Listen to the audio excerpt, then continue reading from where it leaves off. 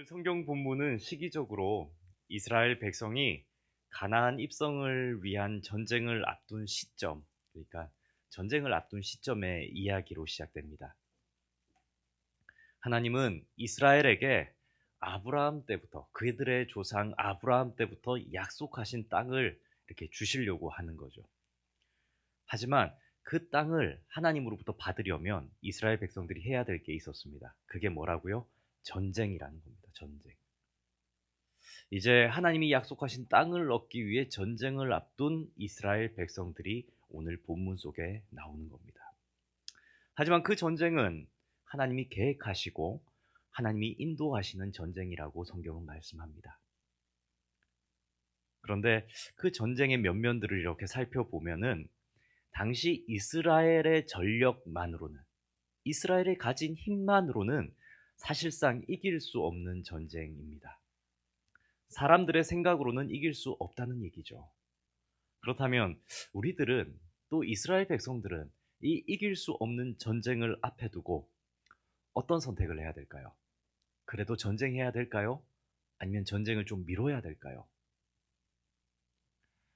오늘 본문을 좀 잘 이해하려면 과거 이스라엘을 향하신 하나님의 일하심을 살펴볼 필요가 있습니다. 하나님은 무턱대고 승산 없는 전쟁을 하라고 하시는 분이 아니라는 것을 이스라엘의 과거사를 통해 말씀하고 있기 때문입니다. 우리가 먼저 알아야 할 것이 있습니다. 하나님은 우리가 선택 앞에서 믿음의 선택을 할 수 있도록 충분한 은혜를 베풀어 주시는 분이라는 사실입니다. 우리는 이스라엘이 하나님의 택함을 받은 민족이라는 사실을 잘 알고 있습니다. 이스라엘의 시작은 누구부터 시작됩니까?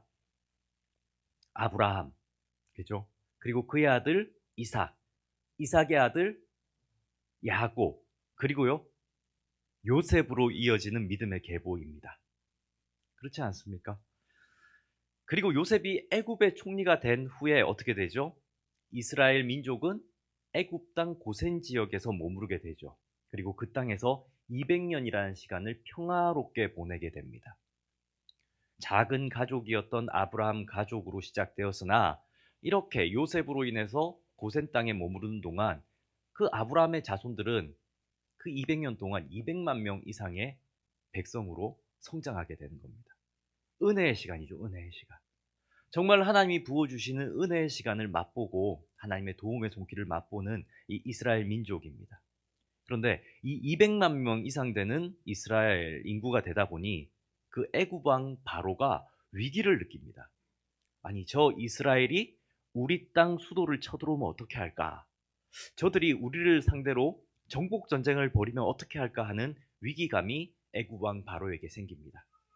그래서 바로는 이스라엘 민족을 견제하는 정책을 시행합니다.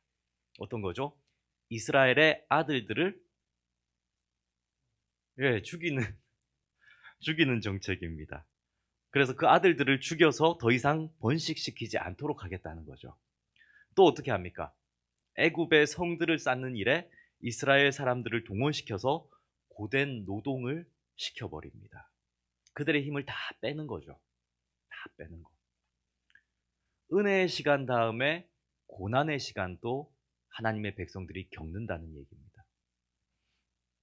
그런데 이러한 고난의 시간을 보낸 동안 이스라엘 백성들은 어땠을까요? 이러한 애굽의 정책들로 인해서 원성과 원망이 끊어지지 않았을 겁니다. 혹여나 그들 중에 아들을 낳기라도 하면 마음이 어떻겠습니까? 아들을 놓으면 죽지 않습니까? 그러니 아들을 낳은 가정은 눈물바다가 되는 거죠. 하지만 그러한 가정들, 그 고난의 시간들 속에서 하나님은 또 무엇을 준비합니까? 모세를 준비시킵니다. 모세. 그 모세가 40세가 되었을 때 자신의 능력으로는 이스라엘의 희망이 되지 못합니다. 하지만 모세가 80세에 이르러서 하나님이 그 모세를 이스라엘로 다시 보내셨을 때는 모세는 이스라엘의 희망으로 서게 되는 거죠. 은혜와 고난과 그리고 하나님 주시는 희망의 시간이 이 이스라엘 백성에게 체험되어집니다. 그리고 이 모세가 애굽 왕 바로에게 가서 이스라엘에게 자유를 주십시오라고 요구할 때를 한번 떠올려 보시기 바랍니다. 희망을 갖게 하죠. 애굽 왕 바로에게 이스라엘의 자유를 주십시오 이렇게 요구하는데 바로는 그 마음이 강팍해져서 여러 번 자신의 결정을 번복합니다. 보낸다고 했다가 안 보낸다고 했다가. 그러면서 일어나는 사건이 있는데 뭐죠? 10가지 재앙입니다. 10가지 재앙. 그 10가지 재앙을 우리 성도님들은 이미 잘 알고 계실 겁니다. 그런 거지 않습니까? 첫 번째는 나일강이 피로 변하는 재앙. 그리고 두 번째는 개구리. 그 다음은요, 이가 득실득실되게 하는 것. 그리고 그 다음은 파리. 그리고 악질, 독종. 이러한 것들이 이집트를 뒤덮는 것이 앞선 6가지의 재앙입니다. 그리고 7번째 재앙은 어떤 게 또 찾아올까요? 우박이 온 이집트를 강타합니다. 그리고 8번째는 어떤 재앙이었죠? 예, 메뚜기입니다. 메뚜기가 온 이집트를 뒤덮습니다. 그리고 9번째는요? 한번 기억해 보시죠. 예, 맞습니다. 흑암, 어둠이 온 이집트를 덮어버립니다. 그리고 마지막 10번째는요. 예, 초태생을 몰살시키는 재앙이 일어납니다. 그리고 이러한 10가지 재앙 끝에 애굽의 바로 왕은 여호와 하나님 앞에 무릎을 꿇죠. 승리의 시간 또한 이스라엘은 경험하게 됩니다. 근데 이 재앙의 내용들을 한번 생각해 보길 바랍니다. 이 하나님께서 내린 이 10가지 재앙은 애굽이 우상으로 섬기던 각각의 신들을 하나님께서 각계 격파하시는 장면들입니다. 그러니까 첫 번째, 나일강을 피로 물들인 이 재앙은요. 이집트의 나일강을 지배하는 신, 그 신을 그 우상의 이름이 크놈과 하피인데 이 나일강의 신을 하나님께서 이기시는 장면으로 첫 번째 재앙을 시작합니다. 그리고 두 번째는요. 개구리는 여신 헤케트, 그러니까 풍요, 번성을 이렇게 상징하는 신을 그 우상을 하나님이 깨트리는 거죠. 그리고 이는 뭘 상징할 것 같습니까? 이는 대지의 신을 상징합니다. 근데 그 대지의 우상을 하나님이 또 이겨버리시는 거죠. 파리, 그건 새벽의 신인데요. 그러니까 동틀 무렵에 해를 주는 그러한 신, 새벽의 신 케프리와 하콕을 의미하는데 그건 역시도 하나님이 격파시켜 버립니다. 그래서 그러한 모든 애굽에 있던 우상들을 하나하나 10가지 대표되는 우상들을 하나님이 다 이렇게 격파하셔서 그 우상들이 도리어 애굽 민족을 괴롭게 하는 모습을 보게 하는 거죠. 그들이 믿던 우상들이 도리어 애굽을 힘들게 하는 것들로 하나님은 바꾸시고 참된 신은 하나님이시다. 정말 참된 신은 하나님이시다라는 것을 그 승리의 시간에 이스라엘도 체험하고 애굽도 바라보게 하십니다. 그래서 이 10가지 재앙들, 이런 역사 속에서 있는 모든 과거에 있었던 모든 일들을 되돌아볼 때 참 그 이스라엘은 하나님의 은혜, 고난 가운데 희망, 희망 가운데 승리, 이러한 것들을 다 체험하게 됩니다. 다시 말해서 이스라엘 백성은 애굽 땅에 오랫동안 살게 되면서 우상 숭배에 길들여졌던 그들의 영혼과 그들의 영적인 눈들이 이러한 모든 시간들을 경험하면서 기쁨도 슬픔도 눈물도 그리고 희망도 그리고 승리도 경험하면서 전능하신 하나님을 바라보도록 하나님께서 그러한 믿음의 성장과 성숙을 이들에게 베푸셨다는 말씀입니다. 이뿐이 아니죠. 가장 극적인 장면들 또한 연출합니다. 그건 뭐냐면 이 이스라엘 백성이 장자 재앙 이후로 출애굽하게 되는데 출애굽하면서 앞에 홍해로 인해서 막혀버리게 됩니다. 홍해가 바다처럼 깊은 수심을 보이면서 그들의 앞길을 막는 거죠. 그런데 뒤늦게 뒤를 보니 바로가 보낸 애굽의 기갑 부대가 그 이스라엘 백성들을 죽이기 위해 쫓아옵니다. 앞은 막혀 있고 뒤는 그들을 해하려는 군사들로 이렇게 위기가 찾아오는 거죠. 그때 하나님께서 어떤 장면을 연출하십니까? 홍해를 가르시고, 머릿속에 한번 상상해 보십시오. 홍해를 가르시고 그 이스라엘 민족들을, 바다가 이렇게 있을 텐데 그 바다가 싹 갈라지면서 그 갈라진 길을 이스라엘 민족이 걸어가게 합니다. 200만 명의 사람들이 걷는 거니까 얼마나 장엄한 장면들이 이렇게 연출되겠습니까? 기적의 시간이 기적의 시간. 믿으시죠? 네. 저만 믿는 것 같은 외로움이 찾아왔었는데 바다가 갈라지면서 200만 명의 사람들이 막 이렇게 지나가는데 상상만 해도 몇 번을 다시 봐도 이 얼마나 장엄할까. 그리고 더 이제 막 기쁜 장면들이 있는데 이스라엘 백성들이 그 바다를 싹 지나가지 않습니까? 그러면서 그들을 해하려는 군사들이 뒤를 쫓아서 그들도 이렇게 갈라진 바다를 향해 막 쫓아오는데 이스라엘 백성이 다 끝내고 나서 어떻게 합니까? 뒤를 돌아보겠죠. 뒤를 돌아봤을 때 어떤 장면이 연출됩니까? 하나님이 그 물길을 확 덮어버리시는 거예요. 그러니까 원수들, 그들을 해하려는 모든 근심 걱정 덩어리들이 어떻게 됩니까? 하나님이 덮으시는 그 홍해 물결에 의해서 다 사라지는 것. 상상만 해도 두근거리는 이 장면을 이스라엘 민족은 실제 두 눈으로 경험하고 지켜보게 됩니다. 멀리 계신 하나님이 아니라 실존하시는 하나님을 이스라엘 백성들은 똑똑히 경험합니다. 아멘. 이처럼 하나님은 이스라엘에게 수많은 표적을 경험케 함으로써 하나님에 대한 믿음을 갖게 하셨습니다. 이뿐만이 아니죠. 그 이후의 삶 역시도 어떻게 합니까? 강야길에서는 구름 기둥과 불 기둥으로 이스라엘을 인도하시고 먹을 것을 구하지 못하는 강야 생활 가운데 하늘에서 만나를 내리셔서 그 만나를 먹고 살아가게 하십니다. 실로 인간의 능력으로는 할 수 없는 전 우주의 통치자로서의 하나님의 모습을 이스라엘에게 각인시키시는 것. 이것이 바로 하나님, 참신, 우리의 하나님, 여호와라는 걸 각인시키시는 장면들이 여러 번 등장합니다. 자, 이스라엘의 과거는 이 정도 하면 화려하지 않습니까?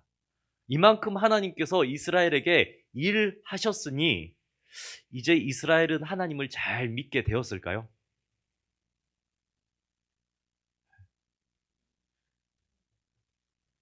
어떠십니까? 이제 이스라엘 백성들은 하나님 잘 믿게 됐을까요? 이 말씀을 묵상하면서 우리의 신앙도 좀 돌아보기를 바랍니다. 하나님은 우리의 믿음을 성장시키기 위해서 분명히 우리에게도 많은 은혜를 베풀어 주셨습니다. 우리는 그 많은 하나님의 은혜를 기억하고 하나님은 살아계시다, 하나님은 역사하신다, 나는 어떠한 시험의 순간에도 우리를 살려주시고 붙들어 주신 하나님을 잊지 않겠다, 이렇게 결단하고 살아가고 계십니까? 어떠십니까? 결단하고 살아가고 계십니까? 우리는 진짜 진정 하나님의 도우심과 은혜를 받은 자들로서 하나님을 의지하는 믿음이 분명히 서 있으십니까? 우리에게 믿음을 주시기 위해서 많은 은혜를 주신 하나님은 또 한 분의 하나님의 모습을 보이기도 하는데, 두 번째 모습은요, 그겁니다. 우리에게 복을 주시기 전에 믿음의 증거를 요구하시는 하나님의 모습입니다. 복을 주시기 전에 믿음의 증거를 하나님은 요구하신다는 거죠. 성도님들은 좀 어떠십니까? 우리에게는 저 믿음 있어요 라고 얘기하는 하나님과 나 사이에서 저 하나님한테 절대 의지하고 절대 의존하는 믿음이 있어요 라는 증거가 여러분들에게는 있으십니까? 아브라함은 독자 이삭을 바치라는 하나님의 명령에 순종함으로써 자신의 믿음을 하나님께 증거했습니다. 이삭은 자신이 판 우물을 그랄 주민들이 이렇게 뺏으려고 할 때 싸우지 않고 그것을 오히려 줌으로써 하나님께서 또 베풀어 주실 거라는 하나님에 대한 신뢰를 자신의 믿음의 증거로 보였습니다. 야곱은요, 베델에서 천사와 씨름함으로써 하나님만이 나를 살릴 수 있다, 하나님만이 나의 이 모든 상황을 이기게 하실 수 있다라는 절대 의존의 믿음을 그 천사와의 씨름함으로써 자신의 그 믿음을 증거했죠. 요셉은 어땠습니까? 억울한 일들을 당하고 당했지만 그 모든 일들 가운데에서 하나님을 부인하지 않고 정직하고 성실하게 살아냄으로써 하나님에 대한 자신의 믿음을 증거 삼았습니다. 우리 성도님들에게는 어떠한 믿음의 증거가 있으십니까? 요한 웨슬레는 이런 말을 했습니다. 저는 당신의 지갑이 회개하지 않는다면 당신의 회심을 믿지 못하겠습니다. 물질 만능의 시대를 살아가는 우리들에게 돈보다 하나님을 더 의지할 수 있는가 하는 믿음의 대상을 두고 전곡을 지르는 말이라고 저는 생각합니다. 정말 우리는 하나님을 더 의지하고 하나님을 더 사랑하고 하나님을 기대하며 하나님을 나의 전부로 여기며 살아가고 있는가? 나의 믿음의 증거는 무엇인가? 과연 저와 성도님들에게는 하나님 앞에서 다른 사람 보여줄 거 하나도 없습니다. 하나님에게 보여줄 믿음의 증거는 무엇입니까? 다시 성경으로 돌아와서요. 하나님께서는 이스라엘 백성들에게 가나안 땅을 주시기 전에 믿음의 증거를 보이라고 요청하십니다. 그러면 하나님은 이스라엘에게 믿음이 있는지 없는지를 어떻게 보려고 하실까요? 이스라엘 백성아, 내가 과거에 너에게 이런 많은 일들을 보여주고 너에게 믿음을 가지라고 했는데, 자, 이제 복을 주겠다. 아브라함 때부터 약속한 땅 가나안을 너희한테 줄 텐데 너희의 믿음은 어느 정도인지 한번 보자라고 테스트하시길 원하시면서 이 이스라엘 백성들에게 하나님은 무엇으로 믿음의 증거를 삼으려고 할까요? 오늘 본문 말씀 속에 있는데요. 뭘까요? 이때 이스라엘 백성들에게 땅을 주기 전에 요청하신 증거는 바로 전쟁에 대한 신뢰였습니다. 이스라엘에게 하나님은 여호와 하나님을 의지함으로 저 가나안 땅을 정복할 전쟁을 너희들 할 수 있겠니라고 물으시는 거죠. 내가 저 가나안 땅 너희들한테 줄 거야. 약속했던 땅이야. 분명히 너희에게 줄 거야. 근데 저 가나안 땅을 너희들이 먼저 탐지해 보고 저 땅과 전쟁할 수 있는지 나에게 한번 얘기해 봐라. 이렇게 말씀하시는 거죠. 이것이 오늘 본문의 핵심입니다. 그리고 민수기서를 덮고 있는 민수기서 전체의 가장 중요한 핵심입니다. 민수기서는 영어 이름은 넘버스죠. 넘버스. 숫자들입니다. 숫자. 숫자 좋아하십니까? 저는 숫자를 참 좋아합니다. 이 민수기서 넘버스 숫자들이라는 것은 너무 객관적인 자료들이라는 거죠. 이스라엘 백성의 수와 그들의 소유를 세는 것에서 시작되는 성경. 당시 수를 파악한다는 것은 이스라엘 민족에게 있어서 그 수를 파악한다는 것은 전쟁을 앞두고 하는 행동인데 그런 거죠. 수를 파악해서 우리의 능력이 어느 정도, 우리의 군사력이 어느 정도, 우리의 군량미는 어느 정도, 우리는 전쟁을 하면 어느 정도 버틸 수 있는가. 이런 것들을 파악하게 하는 겁니다. 하나님께서 지도자 모세를 통해서 민수기서를 여시면서 하는 얘기가 너희들의 능력, 너희들의 수를 파악해 보라라는 겁니다. 그래서 그들 스스로 하여금, 이스라엘 스스로 하여금 너희들의 능력이 어느 정도인지를 파악하게 하십니다. 그 후에 또 어떻게 하십니까? 이스라엘에게 적국 가나안의 수도 헤아려 보게 하십니다. 내가 줄 땅이긴 한데 저 가나안 땅을 너희들이 한번 보라는 거죠. 이러한 하나님의 명령은 전쟁을 앞두고는 대단히 중요한 일입니다. 지피지기면 백전백승이라는 말이 있는 것처럼 자기를 아는 것과 상대방을 아는 것은 승리하기 위해서 아주 중요한 일이기 때문입니다. 하나님께서는 이스라엘에게 너희들의 능력을 먼저 파악한 후에 너희들이 전쟁해야 할 땅의 능력도 파악해라. 모세가 지시하는 대로 가나안을 정탐할 각 지파의 대표를 선발해라. 이렇게 요구하십니다. 그리고 우리가 오늘 읽었던 본문에는 그렇게 정탐꾼으로 선발되는 각 지파의 대표들의 이름이 기록되어 있습니다. 이제 이 이야기를 한번 시작해 보려고 하는데 이 12명의 정탐꾼이 갖는 의미, 그냥 이러한 정탐꾼들은요 허드렛 일을 하는 사람들이 아니라는 겁니다. 이 정탐꾼은 각 지파의 누구라고요? 대표. 이스라엘의 대표.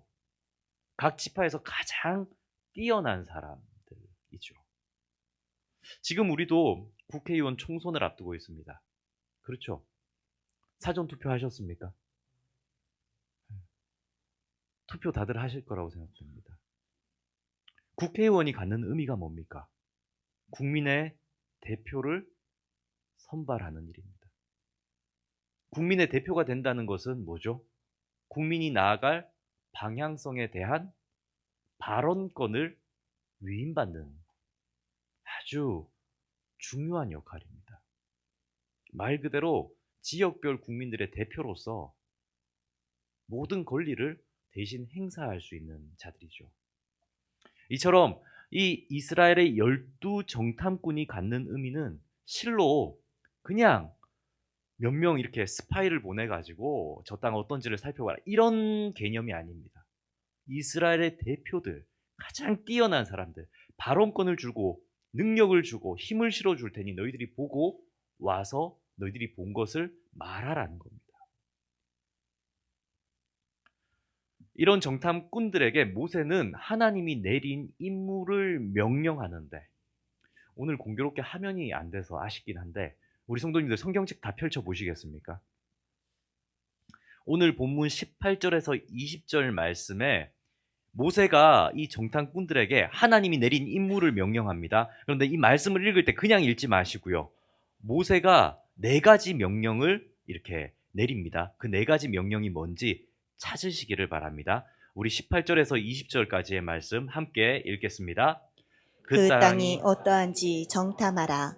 곧 그 땅이 거민이 강한지 약한지 많은지와 적은지와 그들이 사는 땅이 좋은지 나쁜지와 사는 성읍이 진영인지 산성인지와 토지가 비옥한지 메마른지 나무가 있는지 없는지를 탐지하라. 담대하라. 또 그 땅의 실과를 가져오라 하니 그때는 포도가 처음 익을 즈음이었더라. 아멘. 4가지 동사가 나오죠. 명령형의 동사가 나옵니다. 첫 번째는 정탐하라. 두 번째는요, 탐지하라. 세 번째는요, 담대하라. 그리고 네 번째는요, 가져오라. 예, 맞습니다. 정탐하고, 탐지하고, 그리고 뭐요? 담대하고, 그리고 마지막으로 가져오라. 이렇게 4가지 명령을 내립니다. 이 명령을 따라서 정탐꾼들은 40일을 가나안을 두루 다니면서 정보를 수집합니다. 그리고 모세가 명령한 것들을 다 지키려고 애를 쓰죠. 그래서 본문 21절 한번 눈으로 보시겠습니다. 21절에 보면 땅을 정탐하되라고 기록되어 있습니다. 즉 그들은 가나안을 정탐하고 탐지하는 그 명령에 성실히 임합니다. 그리고 또 24절 보시겠습니까?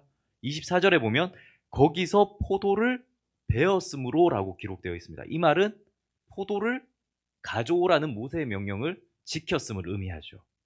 그런데 이들 12명 중에 10명이 못 지키는 명령이 있습니다. 어떤 명령일까요? 본문 30절에서 33절까지의 말씀입니다. 본문 30절에서 33절까지의 말씀. 이 말씀을 읽으면 무엇을 못 지켰는지를 발견하시게 됩니다. 우리 함께 읽겠습니다. 갈렙이 모세 앞에서 백성을 조용하게 하고 이르되 우리가 곧 올라가서 그 땅을 취하자 능히 이기리라 하나 그와 함께 올라갔던 사람들은 이르되 우리는 능히 올라가서 그 백성을 치지 못하리라. 그들은 우리보다 강하니라 하고 이스라엘 자손 앞에서 그 정탐한 땅을 악평하여 이르되 우리가 두루 다니며 정탐한 땅은 그 거주민을 삼키는 땅이요 거기서 본 모든 백성은 신장이 장대한 자들이며 거기서 네피림 후손인 아낙 자손의 거인들을 보았나니 우리는 스스로 보기에도 메뚜기 같으니 그들이 보기에도 그와 같았을 것이니라. 아멘. 이 정탐꾼들 대다수가 지키지 못한 명령이 무엇입니까? 담대하라. 담대하라. 정탐꾼들은 열심히 그 땅을 정탐하고 탐지하고 그 땅의 열매도 가지고 왔습니다. 그래서 본문 27절 말씀에 보면 이렇게 얘기하죠. 모세에게 말하여 이르되 당신이 우리를 보낸 땅에 간즉 가연 그 땅에 젖과 꿀이 흐르는데 이것은 그 땅의 가일이니이다. 하나님이 그들에게 주시기로 한 가나안 땅을 실제로 가봤더니 정말 그 땅은 하나님의 말씀처럼 비옥했던 거죠. 그들은 그걸 실제로 경험한 겁니다. 정말 좋은 땅이구나. 동시에 그 말과 동시에 그들은 28절에 이렇게 얘기합니다. 그러나 그 땅 거주민은 강하고 성읍은 견고하며 심히 클 뿐 아니라 거기서 아낙 자손을 보았으며, 그들은 현실에 겁을 집어먹고 있습니다. 정탐하고 탐지하고 실과를 가져오기까지 했지만 담대함을 잃어버린 겁니다. 좋은데 못한다. 하나님이 약속하셨지만 언감생신, 우리는 할 수 없다. 낙담합니다. 겁을 집어먹으니까 그들은 각 지파의 대표들임에도 불구하고 부정적인 말을 합니다. 지도자가 부정적인 말을 합니다.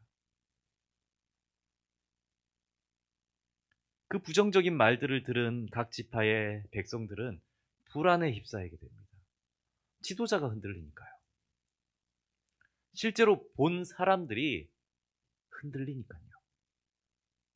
그래도 그 12지파의 대표들이라면 믿음도 좋고 지식도 뛰어나고 상황 판단력도 얼마나 좋은 사람들이겠습니까? 그들이 흔들리기 시작합니다.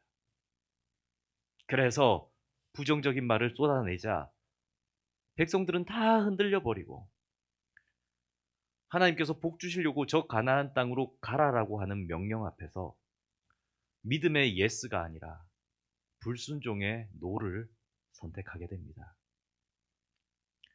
모세는 그 대표들에게 정탐을 나서기 전에 분명히 하나님의 뜻을 전했습니다. 담대하라. 담대하라. 하나님이 함께 하신다. 담대하라. 하지만 현실 앞에서 그들은 담대함을 잃어버린 것입니다. 사람들은 현실과 이상을 구분하려고 합니다. 현실과 이상. 그런데 그 현실, 할 수 있다는 가능성과 나는 할 수 없다는 이상을 어떻게 이렇게 구분하는 그 기준점을 어디에 두고 있을까요? 보통 사람들은 그 기준점을 자기 자신의 능력에 두려고 합니다. 가령 자신이 보고 듣고 배우고 경험한 것이 그 사람의 능력이죠. 그런데 자신의 그러한 틀에 꽉 사로잡혀 버리면, 철저하게 자신의 생각에 사로잡히면 그 사람의 능력, 그 사람의 미래는 다 거기까지입니다. 그게 현실이 되고 그 능력을 넘어서는 일들에 대해서는 더 이상 꿈을 꾸지 못하게 됩니다.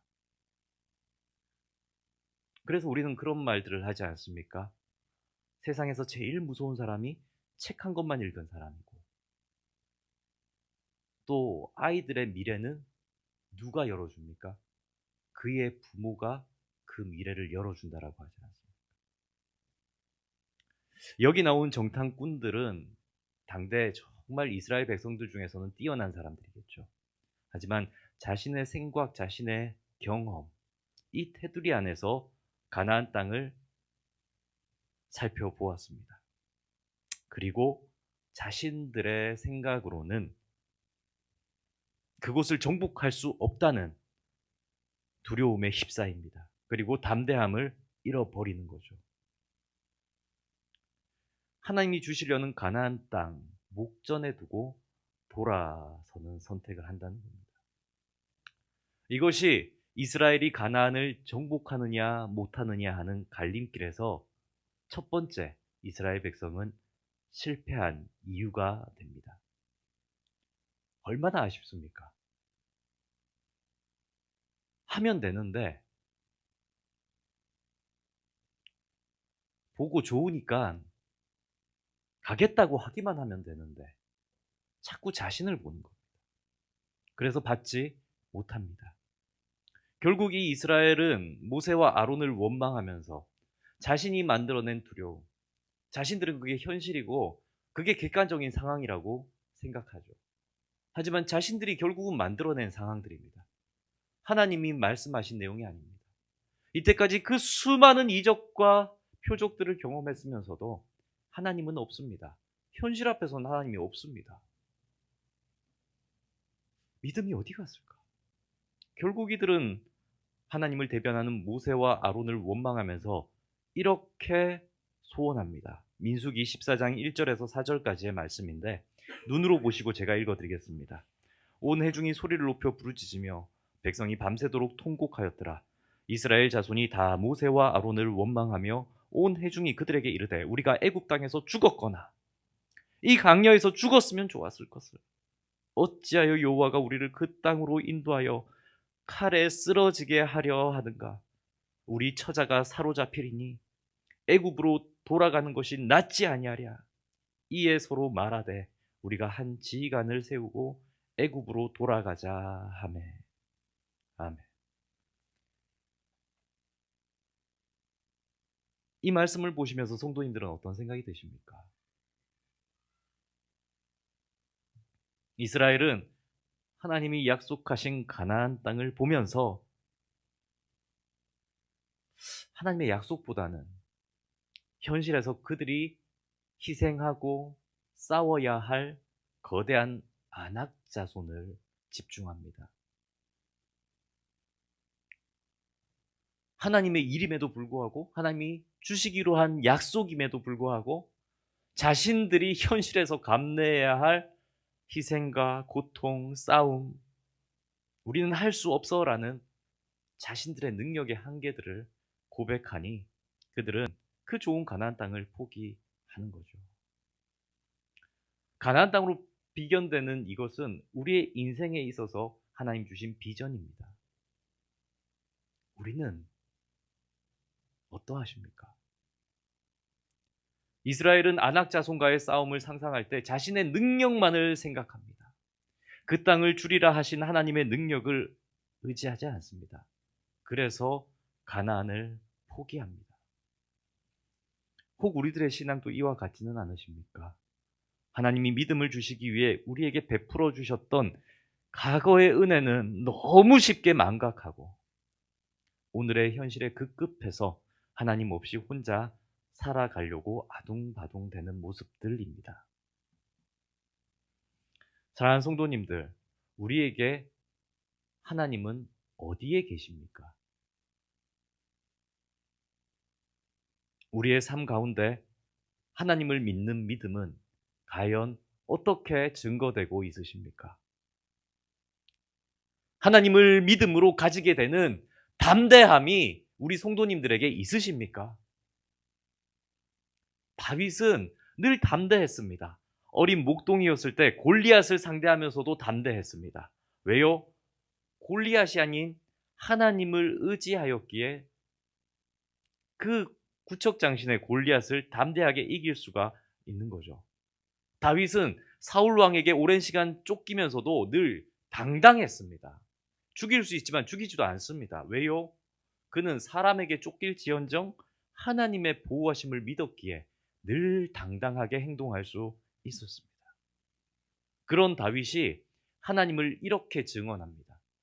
우리 하나님은 말이야 이런 분이야. 내가 살아봤더니 정말 이런 분이야.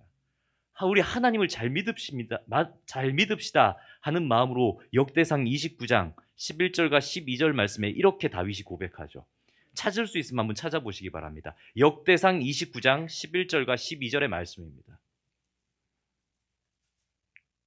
늘 무슨 고민과 고난이 있다면 이 말씀을 묵상하고 읽고 자녀들에게 늘 즐겨 읽어주시길 바랍니다.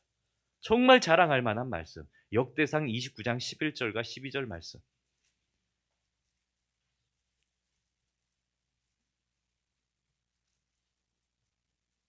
우리 함께 한번 읽어볼까요? 역대상 29장 11절 12절 말씀. 크게 읽는 겁니다. 이거 작게 읽으면 흥이 안 나요. 크게 읽어야 됩니다. 아셨죠? 함께 시작합니다.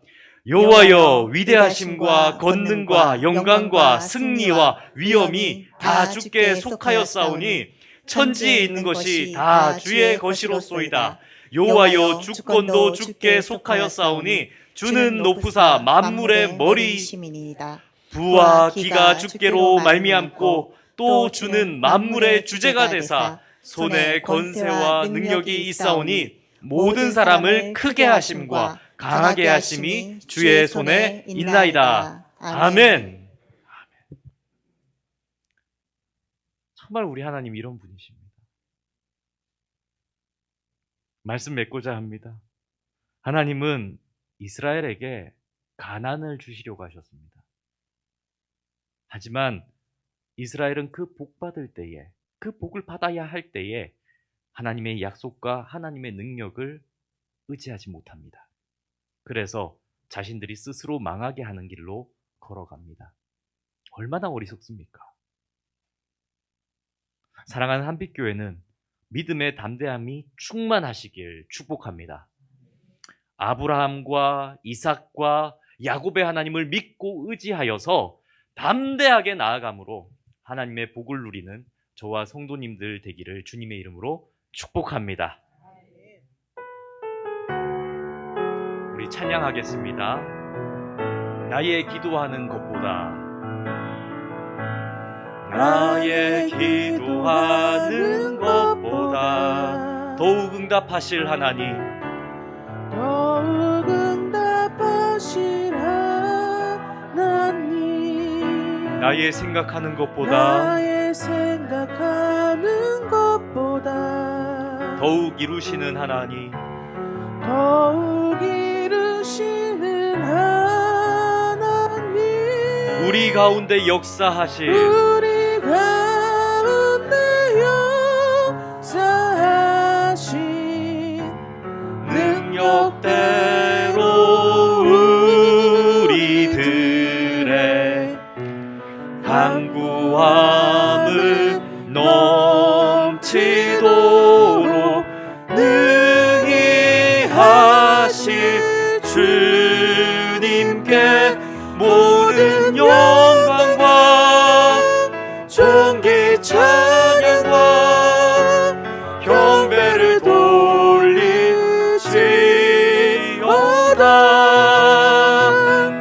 모든 영광과 존귀 찬양과 경배를 돌리시오다. 모든 영광과 모든 영광과 존귀 찬양과 경배를 돌리시오다.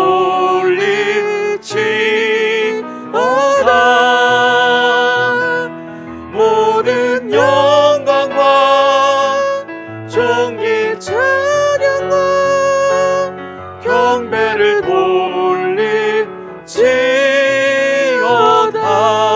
돌리시오다. 기도하겠습니다. 살아서 역사하시는 하나님 아버지, 이 시간 말씀을 통해 하나님 아버지의 전능하심을 다시 한 번 더 되새겨보게 하시니 감사드리나이다. 이스라엘 백성의 역사와 같이 우리의 삶을 뒤돌아보면 하나님께서 우리를 선택하시고 은혜 베푸시고 때론 고난 가운데 희망도 주시며 승리의 기쁨도 맛보게 하시고 하나님의 기적 같은 일들도 돌아보게 하셨습니다. 그런데 주여, 우리는 또 다른 현실 앞에서, 또 우리를 넘어뜨리려는 현실 앞에서 자꾸 우리의 능력으로만 살아가려 하고 자꾸 우리의 손으로만, 우리의 힘으로만 우리의 앞날을 개척하려 하고 있지는 않습니까? 하나님께서 주신 꿈이 있는데, 하나님께서 주신 비전이 있는데, 하나님께서 걷게 하실 그 영광스러운 곳이 있는데 우리는 우리 스스로가 못한다 얘기하고 주님, 우리는 할 수 없습니다라고 말하는 불신앙의 믿음을 보이고 있지는 않습니까? 주여, 우리가 찬양한 것처럼 우리의 기도보다 역사하실 하나님을 믿고 나아가오니 주여, 앞으로는 담대하게 살아가게 하여 주옵소서. 담대하게 꿈을 꾸게 하여 주옵소서. 담대하게 믿음 가지고 하나님 나라 이루며 살아가는 한빛교회 되게 하여 주옵소서. 이 모든 간구 우리 주 예수 그리스도의 이름으로 기도드립니다. 아멘.